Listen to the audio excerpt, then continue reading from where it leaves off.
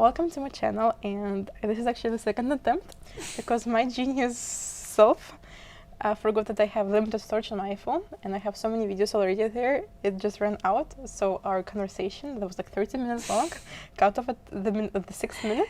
Yeah. So this is Diana. She is a BBE applicant for this year's selection procedure, and she was very kind to come and kind of have this interview with me. Yeah. About typical questions an applicant might have when applying to BBE, like what you would like to know about it.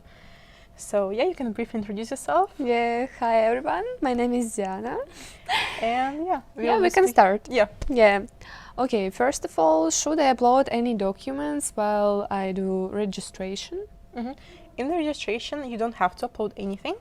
You can voluntarily, if you want, upload your high school certificate in any form or shape you have it.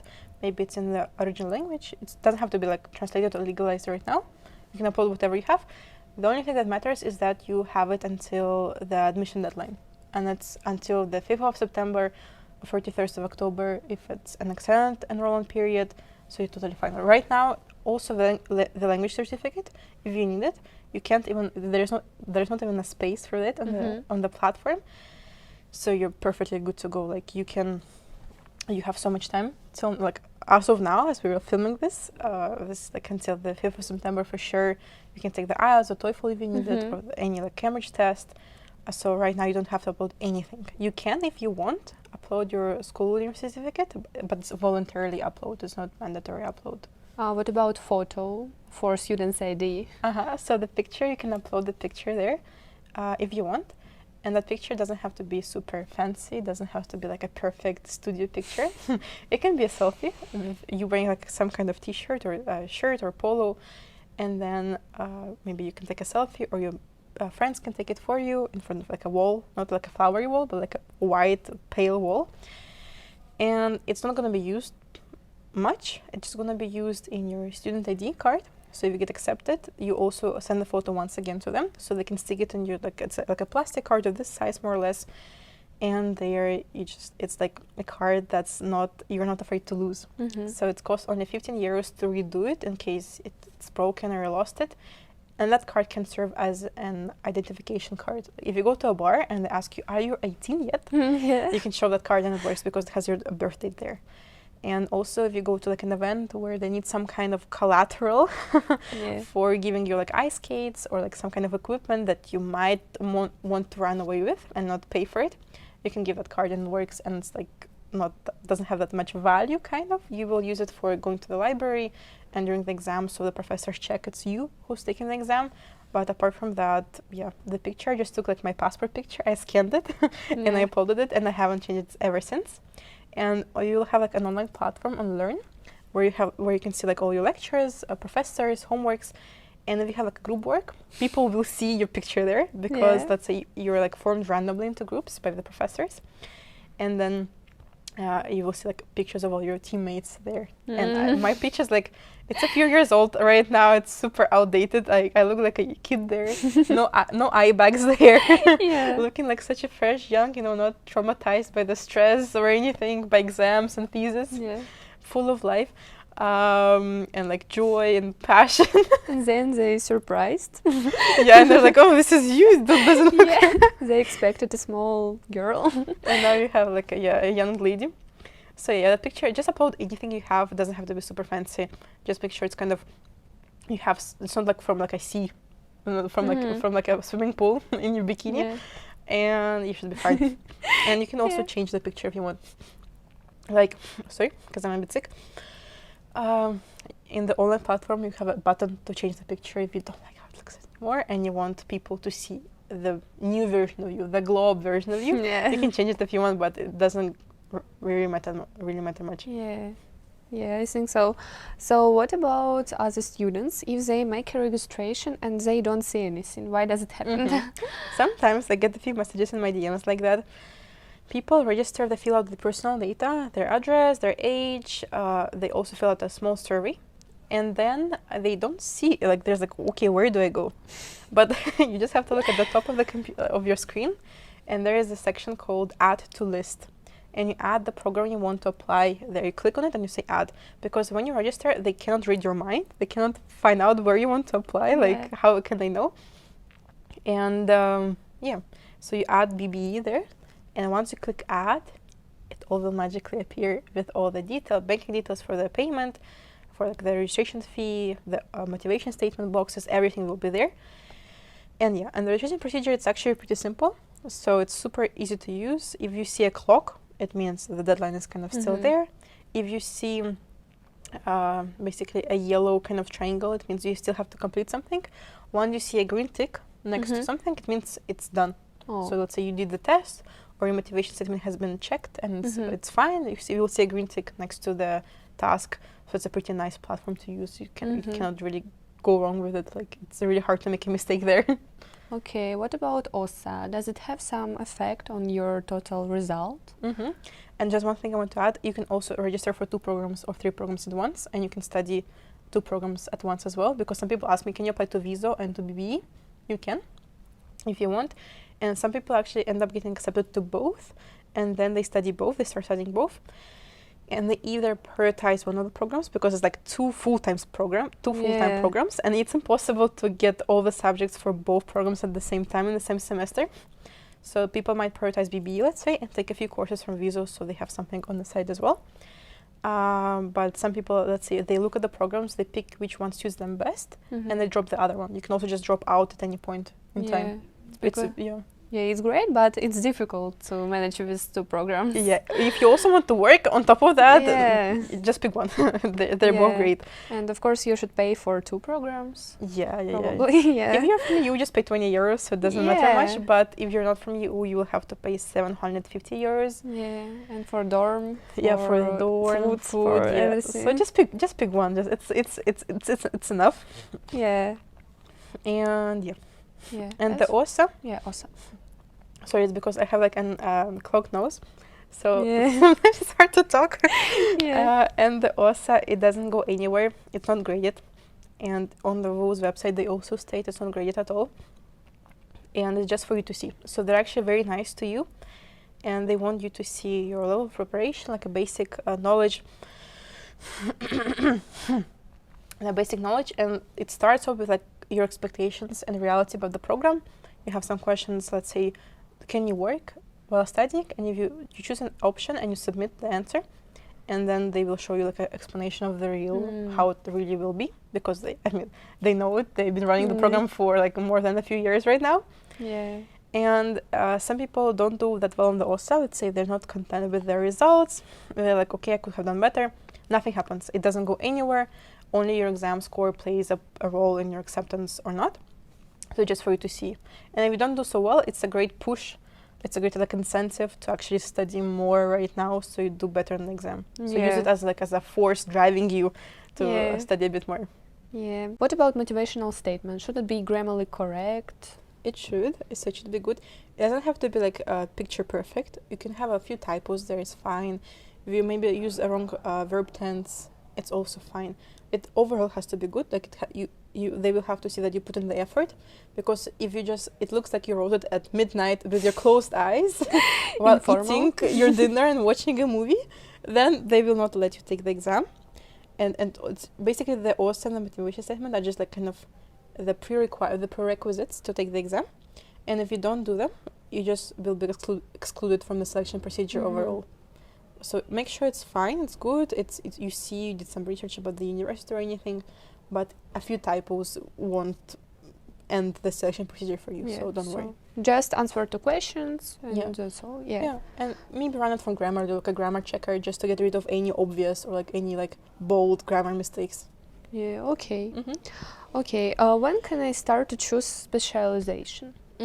So the BBE program is like split into a few parts, like a few logical parts. You have the 2 introductory courses you must pass to register for anything else. And then after that, you have the core lectures, core subjects. And it's like the first 3 semesters, basically them. And at the end of the 3rd semester, that's when people usually apply for specializations. They have maybe some selection procedures, maybe like some essays, or maybe like some CVs that you need to send so they can choose the applicants.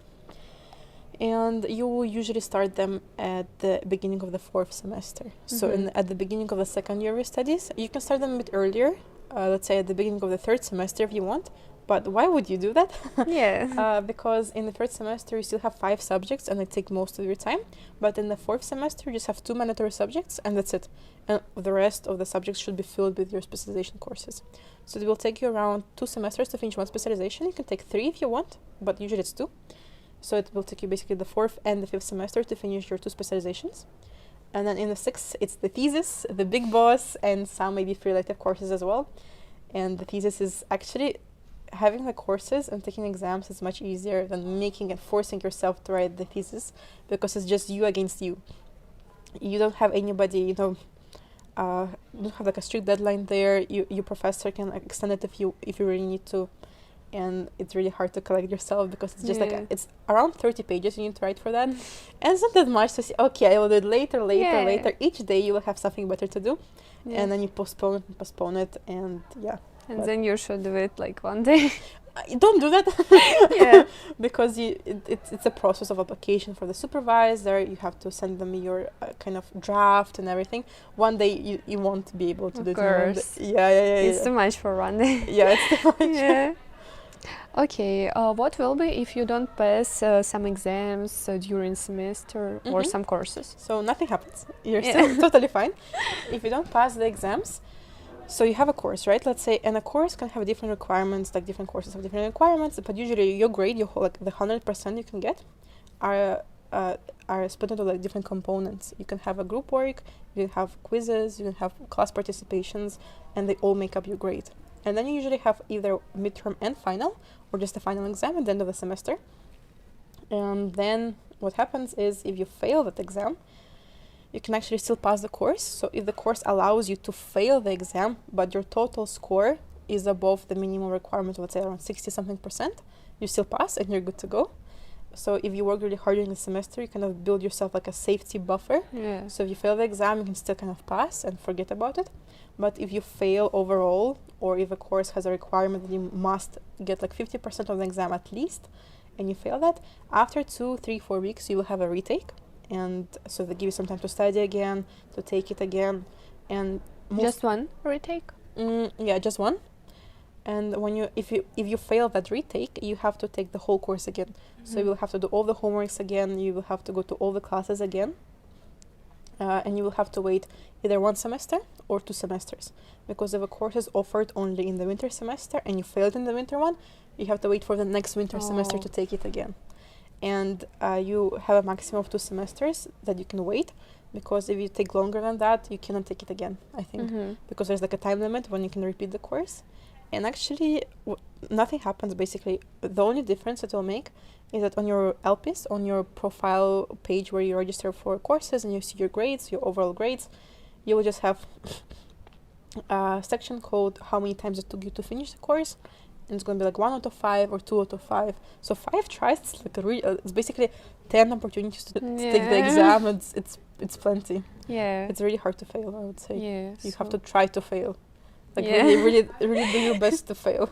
But don't do that. Okay, what about how many times a week approximately you attend the classes? Depends on which semester you are and how you plan it yourself, because you can take less or more courses as needed if you, let's say, work full-time and your priority is working and take less courses. But on average, when you start studying, and it will be like 3 to 5 days a week. And let's say in the first semester, you have lectures on Tuesday, Wednesday, and Thursday. And the lecture lasts from, let's say, 2 hours until 5 hours max, usually. So it's not like 9 to 5 job. 5 days a week. It's a bit more kind of flexible. And also you can pick different time slots, because a course can have a different professor teaching it, or different time slots, which you can pick, since they try to divide you into smaller groups later on in your studies. And do they have some classes on Saturdays? Very rarely, if you pick them. Like there are some free elective courses that you pick yourself, and if it's like a 2-3 day course, it might be like from Friday to Saturday, and then you're done, and then you get 2 ECTs. ECTs is basically like credit hour points that you earn per subject, and that's how basically like a total of 180 ECTs to finish the whole semester. And then, yeah, sometimes, very, very rarely on Saturdays. Usually from Monday to Friday, and they begin at reasonable times. Like, you won't have a lecture until 11 p.m., of course. Of course. You'll have, let's say, they can start at around 8-ish, would be the earliest time they start, usually around 10, and they will end around 6 or 7-ish, maximum. Like, and also, like, a lecture can be in the morning or in the day or closer to the evening. Yeah. Again, it really depends on your subject. But not really late. No, or not really. At 7 a.m. nobody will have a lecture as well. They will be tired. Okay. Do you have all classes offline or online now? As of now, it's all offline, most of them. So if there's a course, and there could be like one of the options would be to take it online. It's like limited in places for people who work or for people who want to stay at home that day. And but most of them are offline. And to take the exam, you actually have to show up on campus to take the course. So yeah, you go to lectures, you meet your classmates, you go to the cafe together. It's a nice experience, like social life. Yeah. But while coronavirus, no, it was all online, and WU did a great job at transitioning because we have like a very nice platform. It's all online, and you can like upload slides, lecture casts where professor explained the slides like on the video. Also, we had like a YouTube channel for the law course. Like, there was like a YouTube channel for the law course where professors upload their lectures. Yeah, it's great. It was a very like easy. It was almost noticeable for us because some universities had a struggle with that since they didn't have like a reliable online platform for everybody, for all students, and it was a bit difficult. But WU did it super well. I would say amazing experience, and the platform also allowed us to take like exams online with supervision, without supervision. So yeah. Okay. What to do if I get sick and I can't come? So some people just push through the sickness and just go sick. Of course. That's an option. But usually you're allowed to skip from 80% until 50%. No, from 20 until 50% of the lectures. So let's say if it's a law course, you're allowed to skip like half of the classes. If it's, let's say, math and statistics and programming course, you're allowed to skip maybe like 2 lectures out of 10. And if you skip them, you can skip 2 lectures without any excuse. So if you're sick for one, and says like it's a lecture, it's like once a week, you can basically miss like 1 week of courses, and then just mix 1 lecture out of each subject, and you're totally fine. But if you need to skip more because of like, let's say, an illness that's a bit more heavy, and you need more time to get to heal yourself, what you do is you either explain the situation to the professors, and they might just accept your word. But usually you need the paper from a house arts. A house arts is like a home doctor, and it's a doctor that lives in your district, so you cannot go to like the 10th district. If you live near WU, you would be living in the 2nd district called Leopoldstadt, and you would need to find a doctor, like a general practitioner doctor that lives there as well in the 2nd district. And then you call them, and they kind of write you down as their client, and they're kind of your family doctor. And when anything happens, you call them, you make an appointment, and they will write you an official excuse saying, okay, this is why Mrs. This person or Mr. This is absent because they're sick or they're injured. And they can also redirect you to other doctors. If you're sick and they cannot help you, they will redirect you to a doctor who can, and the doctor also will write you a note. So it's either skip 20% without any problem, or you need a note from a doctor or like proof of the valid reason you have to skip a few courses.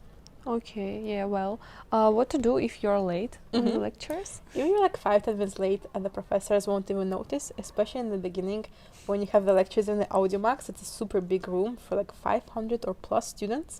It's like a movie theater, and if you come in late, nobody will even see you. Yeah. The professor is down below in the center in front of everybody, and you're there in the changing area, and they will not even mind. You just can sit down at the very back. They won't even notice you. So 5 to 10 minutes is fine, but when the groups get smaller and smaller, like 30 people in specializations, maybe 60 in some courses, they can notice, but if it's like 5 to 10 minutes, nobody like minds it at all. If it's more, you can either like write a quick email to the professor saying, okay, I'm very sorry I'm late because, let's say, my apartment, like it was flooded, let's say, so I need to stay and fix it. But professors are usually very understanding, and I was once not late, but I needed to leave earlier. Or if your classes overlap, or you have an exam with overlapping the course, or it was my birthday and I had a plane ticket that day on a course day, and I just needed to leave like 15 minutes early to catch my train to the airport. And I very politely asked the professor, hey, can I please just like leave 15 minutes early? I really need to. And he's like, you can actually go now after 1 hour of a 3-hour class. He's like, you can go now because it's a special day. It's it's my present to you. And it was super sweet. He's kind professor. Yeah. Some professors are more kinder, some less. But usually they're like very understanding and they won't mind if it's like a valid reason. If you're just like overslept or were like playing games and you didn't notice how time flied, but if it's like a legit reason, they don't have anything against it. Yeah. Do you have some presentations, some courses if you're absent from lecture or you ill, for example? Well, that's a good question.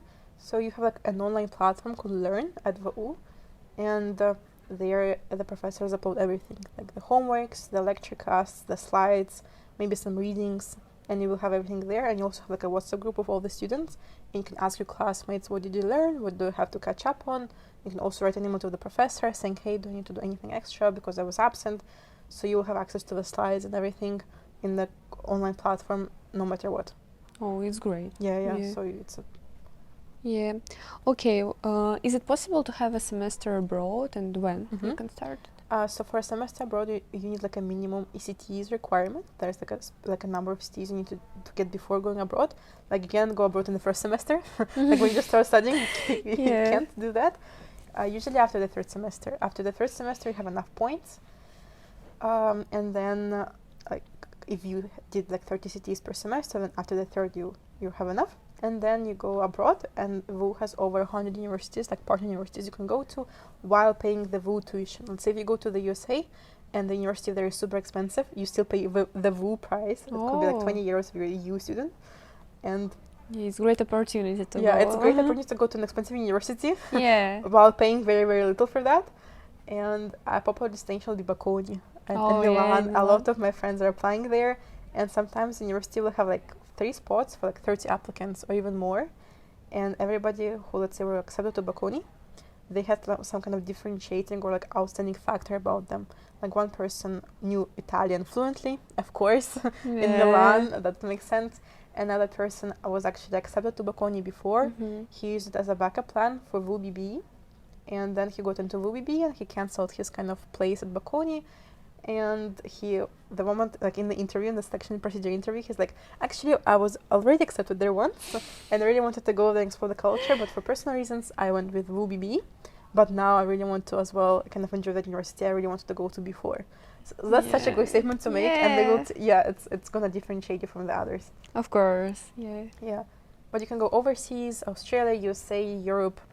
My friends went to Lisbon, very, very beautiful, and you can travel a lot because there's an Erasmus program and can cover some of your expenses, like maybe some rent, maybe some grocery expenses, and you can just have fun.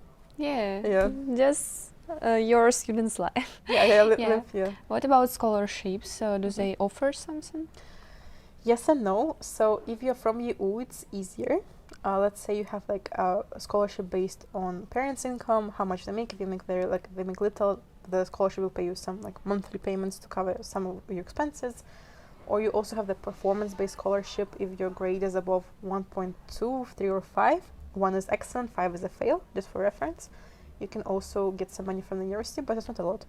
Maybe it's like a few €100 per semester. It's like a nice Christmas present or like a nice summer semester present, but it usually doesn't cover like most of the expenses. Because it's food, accommodations, some dorm. Yeah, and the dorm you actually have to, like there is no dorm that WU provides for free. You actually have to pay for a dorm as well. Like around 400, 500, 300 euros, like the prices range there. And if you're not from WU, a lot of scholarships are actually not available to you, unfortunately. But you can try to apply for like private scholarships, like the Chevening in the UK. That scholarship, you can apply there to similar ones and see if like an organization or a company can cover expenses in return for you working for them, or some prestige and everything if you like your application. So don't count on them too much. A part-time job would be better.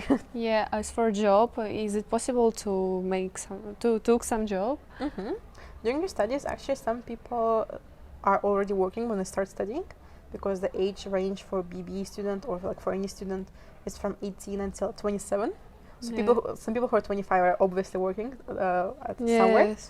And it's possible to find it because WU has like a career center that hosts events, presentations, online meetings, where you can meet your potential employers. You can look for internships or full-time jobs, like practicums. And so there are opportunities, but if you're not from EU, you need to work on like a maximum of 20 hours. But I would say, like, if you're a student, you cannot work more. It's still like 4 hours per day, and it really adds up. And if you need to be in the office sometimes, or you need to like do some like reports, it's still like if you have your studies, you have some routine you have to do, you have some homeworks, exams to prepare for. 4 hours is enough, trust me. And your salary would range from, let's say, 600 till 1,000 euros per month, and could be enough to cover most of the expenses. Okay. And is it difficult to find a job for your specialization during your bachelor? Not that difficult if you know German. So if you know German, a lot of doors are open to you because any job posting you might see in your WhatsApp groups from the professors, from WU itself, or in the career center will require some kind of German, because the team who's working there is usually predominantly German-speaking people. So you would need to at least communicate on a basic level with them. So a B2 at least would require. For more like positions like in law firms or like there, you need to see when German, you need to be too proficient, because if it's a law firm, you need to know all the words, because you will be working with clients who are German-speaking clients, and you need to be very prepared for that. Does WU provide any German classes? So you can start studying any level you want at WU, like from A1 basic level until C1, and there's also like speaking courses, or like just grammar courses, like depends on what you want, and it's provided by the language center. And for those you have to pay. So you have like you pay 313 euros per semester as a non-WU student, and if you're from WU, you have a special discount. And you pay like 20 euros less. You pay 290 euros, and for half a year, that's like half a year of classes, and it's either once or twice per week for like a few hours per day. And I would say it's a pretty great idea when you have some basics already. So the like A2 and A1 level should be covered maybe with your personal tutor. So they make sure your pronunciation is somewhat good. You have some basic like Guten Tag, wie geht's, and some grammar, so you are able to understand the basics, because teachers love to speak in German straight away. Like they like to teach German in German. That's a great way to learn, but you need to get some basic words out of what they're telling you, so you don't miss out on any important information. Because it's difficult as a start point to understand everything. And it won't be very fast. Like it's not intensive. Just like once or twice per week, and it's like 1 hour. It's a group of like 20 people in the course, so you won't get much intensive classes there. It's more like as a kind of to help you keep organized and keep you like at least like one course by one course, like step by step, learn something. But if you really want to start speaking, you need to put in a lot more effort by yourself, or with a tutor, or with somebody else, to make sure, because a group course is usually not the answer to start proficiently speaking in German after, let's say, 6 months. It will take more. And also, if you want to do it for free, there's a Tandem partner program where you apply and you tell what's your native language and what language you want to be taught by the other person, and then try to make pairs. Let's say if a German-speaking person wants to learn French and there's a French-speaking person who wants to learn German, they pair them, and then they go together to cafes or to WU and study together, and have like a language exchange. And or you can do it informally, just for fun, or you can actually, if you kind of have like a report what you did each day, like a small kind of so that WU can see what you did. You can get 2 ECTs for that. So to create hour points, and they will go towards your free elective points, and so you can finish it at night. So you can it's like good practicing and some points for that. You don't always find a partner. Sometimes if it's a rare combination of languages you want, then you might not. I tried 2 times, I didn't get any partner, unfortunately. But there are also like SprachCafes, is like a language cafe, and you go there and you have like different groups at different tables. Let's say this is a French table, this is an English table, this is a German table, Spanish table, and there's like 5 to 6 people, and there's like at least one native speaker there, just so people can monitor if anyone is like kind of saying at least somewhat correctly. And it's hosted like once or twice per month by the language center as well. It's for free, anybody can join. You just write your name on the paper once you come, You have some free snacks there, and it's a really nice atmosphere and can meet a lot of new people. I went there actually recently, and I met 2 guys who are like teaching German for like Tandem partners, and they added me to their group, so I can actually go to their meetings and listen to some German to practice it. Yeah, it's great. And the best way to practice is a taxi driver. So once you take a taxi to the airport, to the train station when the metro isn't running, if you ask the taxi driver the gates, they will start speaking about their life, about their family. They will also ask you some questions, and it's just like a very nice, live German practice on the spot. Yeah. And you actually get to like thinking, and you remember the words, and it's good. It's good. Yeah, good practice. Yeah, and kind of free, stupidly free, right? But for free, if you want to learn a language for free, there are some like free elective courses you can take, and they have like Italian, Spanish, French, and stuff. But those courses, so basically they're mandatory if you're from WISO in the international kind of economics administration program, because in the German taught bachelor at WU, you have different 5 paths you can take. One of them is like the international kind of business, again, IB international business, and there it's mandatory for you to learn one of the languages to a good level.